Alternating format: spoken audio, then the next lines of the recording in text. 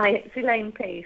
I was just wondering, in terms of that enabling conditions, you were talking about the decommissioning, which sort of makes sense to me, and that sort of whole issue around the regulatory framework. I was interested in sort of what you were thinking about in terms of rewards.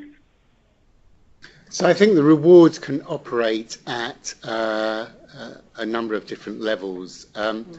The rewards, I mean, I do think one of the most important things about payment for outcomes, indeed some places, of course, have a premium for improvement in outcomes. And as soon as you move to this, if you're commissioning or paying for outcomes, then it creates the space and creates the opportunity for organisations who are thinking about innovation to have some sense of what the gain would be by investing in innovation. So I think commissioning and payment for outcomes is very important.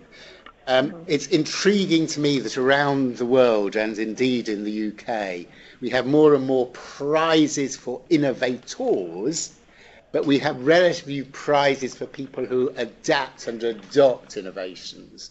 And indeed, therefore, not as well as the sort of big systemic changes around commissioning or paying for outcomes, there are very particular things that we could do to put in place that would encourage both individuals and teams and organisations to get some sense of reward and recognition, not for originating the innovation themselves, but for adapting and implementing innovations that they find elsewhere. As long as we continue just to celebrate the innovator rather than the adopter or the implementer, then I think that we'll continue to have this problem of innovations locked on their location of origin.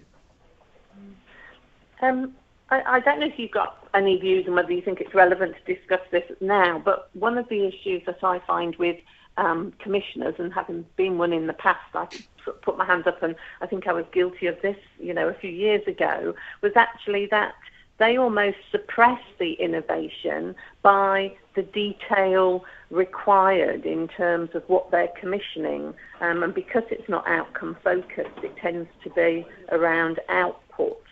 So I'm sort of wondering if there is something around scaling things that needs to be tackled as well.